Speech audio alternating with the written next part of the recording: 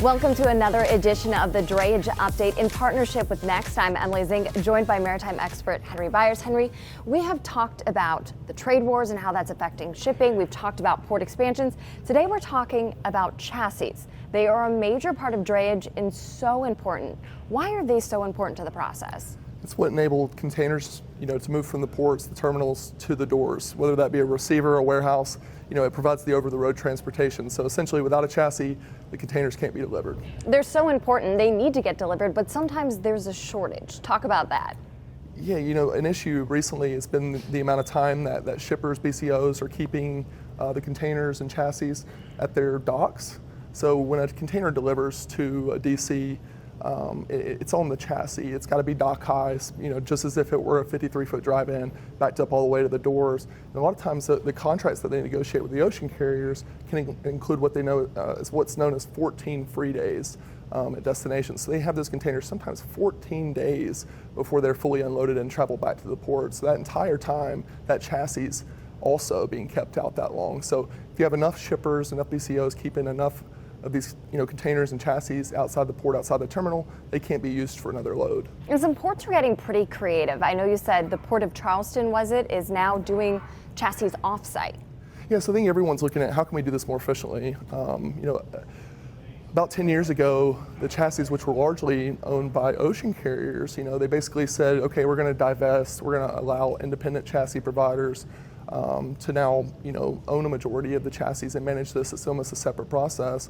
Well, ports like the Port of Charleston, Port of Virginia, really every port's looking at how can we do this more efficiently. And Charleston said, we're going to move these off-site and create really a pool of chassis that, a number of different private owners can be involved in, kind of like a co-op, a gray pool as they're sometimes known, just to make that more efficient, because basically you're able to pick up chassis, get containers from different ocean carriers, return the chassis to those locations. So it just makes it more efficient. You don't have what's known as a chassis split fee or anything like that. We talked about some issues with chassis and also another creative way to kind of manage this process. What are some other things that forwarders and shippers are doing? Well, in my opinion, if it's all about the chassis, because without a chassis, you're not able to deliver the containers. I think doing things like tracking the chassis directly makes a lot of sense. If you look at someone like American Intermodal Management, they're actually, that's their approach. So they're building brand new chassis, so they know that they're up to date. They know that they're, not 17, 18 years old, going down the road with potential problems. And they're GPS tracking them. So they're enabling BCOs, freight forwarders, MBOCCs to have greater visibility. By tracking those chassis, you're in turn tracking those containers. So if the containers are tracked on the vessels coming in, they have a good idea of what's happening, what time they arrive, then they have greater visibility on that door delivery portion, which is oftentimes one of the most important pieces. Why do you think it's taken so long for something like GPS tracking to happen, and why more companies aren't doing it? There's a few things. Number one, I think just the drayage industry overall, from a tracking standpoint, often gets overlooked. Like I say, if you have to have a chassis to deliver a container, I think it's one of the things that makes the most sense. I've really always thought that, because if you're tracking that chassis, that's always there at the terminal. It's only moving regionally so far.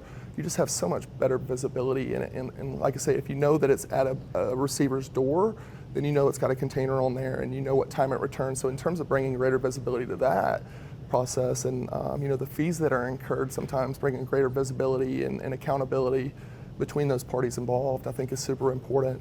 But another thing I would mention is just there's so many different players involved.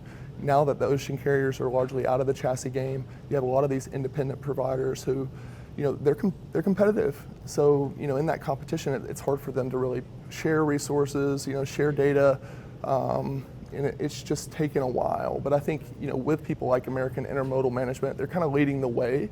And I think if they can really prove out that it makes a lot of sense, and they can prove that it adds a lot of value to the end user, I think you'll see a lot of people follow suit. As always, Henry Byers, extremely insightful. If you want to look for more drayage updates in partnership with Next, just head to FreightWaves.com.